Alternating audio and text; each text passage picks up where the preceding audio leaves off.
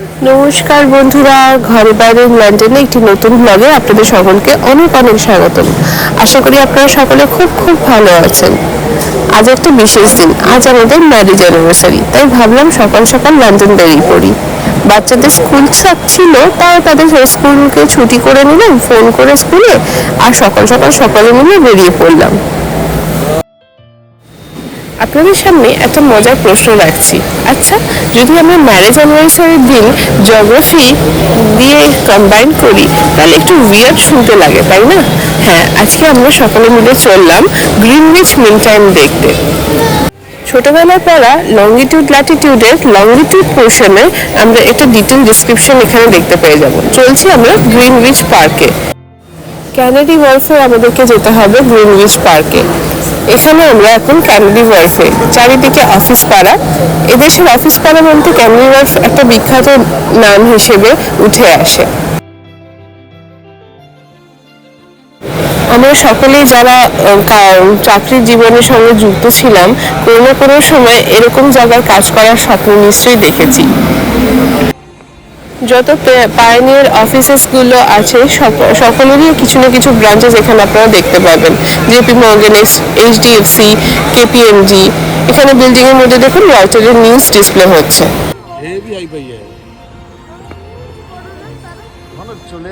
DLR চেপে এটা নামবো কাটি Shark for many time village, এটা নামবো। আমরা এখন ডিএলটি ট্রেন মানে ড্রাইভারলেস ট্রেনে করে কাটি শার্ক অবধি পৌঁছাবো। সামনে একটি লোকের চুল দেখে আমার খুব মজা লেগেছে, ভাবলাম আপনাদের সাথে শেয়ার করি।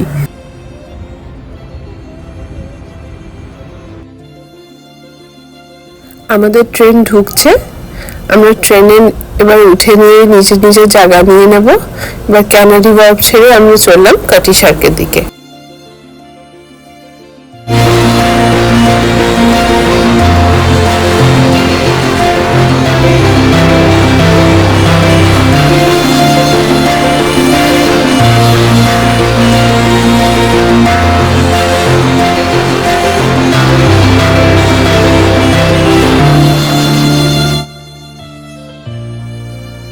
আমরা কাটি শার্ক পৌঁছে গেছি। এখানে প্রত্যেকটা বিল্ডিং কনস্ট্রাকশনগুলো নতুন পুরনো মিলানো। পুরনো বিল্ডিংগুলো যেগুলো অবশিষ্ট রয়ে গেছে সেগুলো 18th সেঞ্চুরির।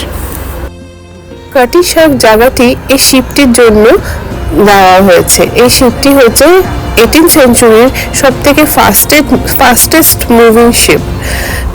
এবার আমাদের সামনে যে বিল্ডিংটি দেখা যাচ্ছে এটি 1800 সালের একটি বিল্ডিং, যেটা কাটি শার্ক থেকে ক্যানারি ওয়ার্ফ কানেক্ট করে এবং থেমস রিভারের নিচ থেকে একটা টানেলের মতন যায়, যেটা কাটি শার্ক থেকে ক্যানারি ওয়ার্ফকে কানেক্ট করে। এই সিঁড়িগুলোর মধ্যে দিয়েই যদি চলতে থাকি তো আমরা থেমস রিভার কভার করে যাবো আন্ডারগ্রাউন্ড ওয়ে থেকে, আর ক্যানারি ওয়ার্ফে উঠবো। তো আমরাও একবার অল্প করে ঘুরে দেখলাম। আমরা তো আবার ক্যানারি ওয়ার্ফ যাবো না এখন, তো আমরা অল্প করে গিয়ে আবার উঠে এসে দেখলাম কিরকম কনস্ট্রাকশন পুরোনো দিনে 1800 সালে। কাটি শার্কের কলকাগুলো দেখতে আমার খুব মজা লাগছিল, তাই ফোকাস করে দেখলাম। আর আশপাশের অ্যাম্বিয়েন্সটা খুবই সুন্দর ছিল। চারিদিকে থেমস রিভার আর ছোট ছোট বোট যাচ্ছে, মানুষদেরকে ড্রপ করছে। মিনওয়াইল আমরা এখানেই আজকের লাঞ্চটা করে নিয়ে এগিয়ে চললাম গ্রিনউইচ পার্কের দিকে।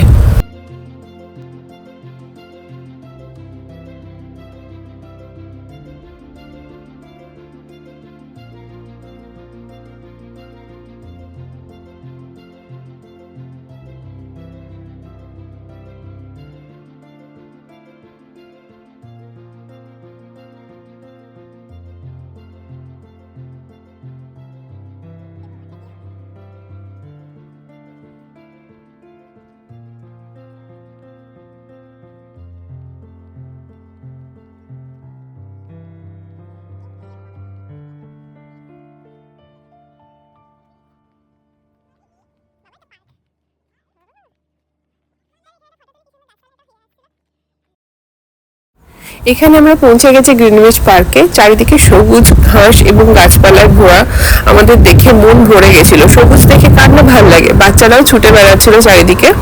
এখানে নাকি কিং উইলিয়ামস ঘুরতে আসতেন, মানে মর্নিং ওয়াক বা ইভিনিং ওয়াক করতে আসেন, তাই ওনার নামে এই পার্কটিকে দেওয়া হয়। এবার আমরা হেঁটে চললাম আমাদের মেইন গন্তব্যস্থলে।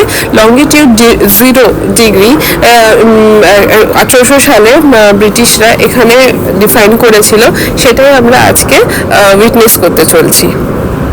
সামনে দেখছি এটা 24 আওয়ার ক্লক।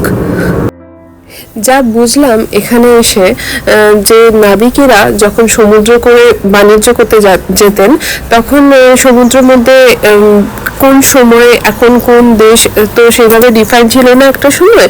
তো ওনারা এই পুরো ক্যালকুলেশনটাকে, এই গ্রিনউইচের এই জায়গাকে 0 ডিগ্রি কনসিডার করে পুরো ক্যালকুলেশনটা করে, যেটা দিয়ে আজকের দিনে দাঁড়িয়ে আমরা জিএমটি টাইম বলে কনসিডার করে থাকি, গ্রিনউইচ মিন টাইম বলে কনসিডার করে থাকি। এটা যেটা দেখাচ্ছে, এটা একটা টেলিস্কোপ, যেটা কুয়োর মধ্যে দিয়ে করে দেখানোর চেষ্টা করা ছিল। এটিও আরেকটি টেলিস্কোপ, পুরো 17th সেঞ্চুরি 18th সেঞ্চুরির দিকে তৈরি এই টেলিস্কোপগুলো। এটা রয়্যাল অবজারভেটরি পার্কের দিকে আমি এগিয়ে চলছি।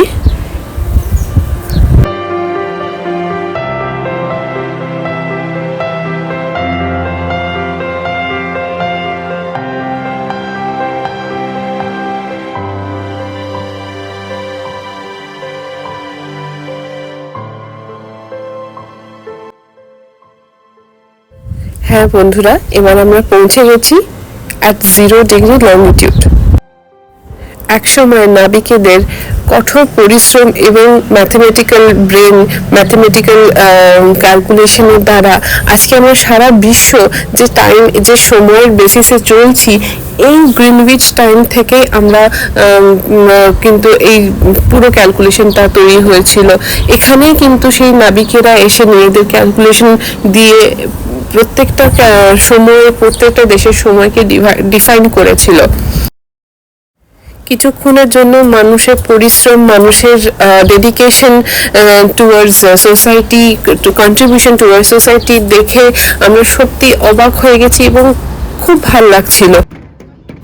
গ্রিনউইচ মিন টাইম বাদেও এখানে আরো অনেক কিছু দেখাচ্ছিল। সামনেই দেখা যাচ্ছে কুইনের বাসস্থান, এবং এই বিল্ডিং এর মধ্যে রাখা আছে তার ব্যবহার করা নানা রকম রয়্যাল অ্যাসেসরিজ। এবার যেটা দেখাতে চলছি সেটা হচ্ছে টেলিস্কোপের মারফতে ক্লিয়ার ভিশন অফ স্যাটার্ন। আশা করি আপনাদেরকে দেখাতে পেরেছি। সাদা যে গোলকটি দেখা যাচ্ছে সেটি Saturn. Pendulum works great, the clocks are accurate as long as it's on solid ground.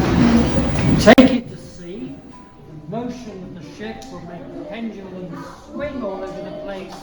When the clock loses time, it's useless.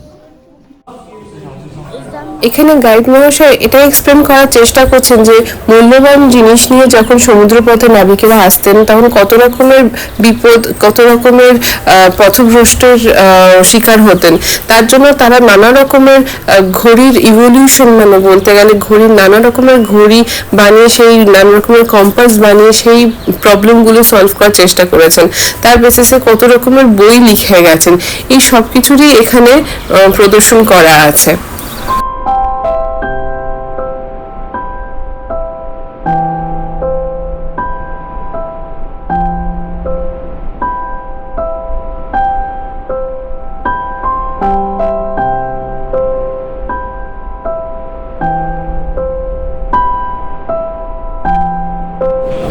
Are you trying to pull? Harrison persuades them that it will work, and the voyage. সেই সময়ের একটি আধুনিক ঘড়ি কাম কম্পাসের বিষয়ে এখানে guide explain করছেন। এখন যেটা দেখছেন এটা একটা টেলিস্কোপ। প্রথম দিকটা আমারও বুঝতে অনেকটাই সময় লেগেছে, তারপর ভালো করে ঘুরে দেখে বুঝলাম যে এটি একটি টেলিস্কোপ। এটার কনস্ট্রাকশন 1700 সালের, এবং খুবই কমপ্লেক্স কনস্ট্রাকশনের সঙ্গে এইটা সেই সময়কার সব থেকে প্রিসাইজ টেলিস্কোপের মধ্যে কনসিডার্ড হয়েছে। কিছুক্ষণ আগে যে গ্রিনউইচ লাইনটা দেখাচ্ছিলাম, এটা সেটারই এক্সটেন্ডেড পোর্শন। আজ অনেক বাচ্চারা স্কুল এক্সকারশনে এখানে এসছে। চারিদিকে ছোট ছোট বাচ্চাদের দল, টিচাররা তাদের নিয়ে যাচ্ছে। স্কুল এক্সকারশনে এর থেকে বেটার জায়গা তো আর কিছু হতেই পারে না। পাঠ্যপুস্তকের প্রত্যেকটা লাইন যেন এখানে প্র্যাকটিক্যালি ভিজিবল। মিনওয়াইল আমরাও ঘর থেকে কিছু টিফিন নিয়ে এসেছিলাম, যেটা সবুজ চারিপাশে বসে খেয়ে নিলাম।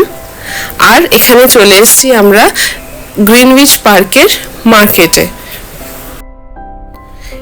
এখানে সব দেশেরই খাবার আছে। আমাদের এশিয়ান ফুডও খুবই বড়ভাবে জায়গা করে নিয়েছে। চাইনিজ, হংকং এর ফুড ছাড়াও আমাদের ইন্ডিয়ান ফুডও এখানে জায়গা করে নিয়েছে।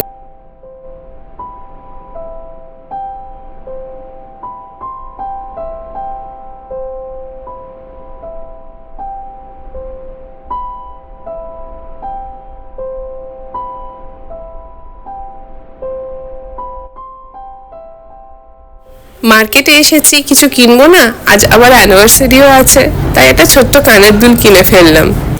চারিদিকের দৃশ্য উপভোগ করতে করতে আমরা এবারে আমাদের বাড়ির দিকে এগিয়ে চলছি। আবার ক্যানারি ওয়ার্ফ হয়ে আমরা ট্রেন ধরে রেডিং পৌঁছে যাব।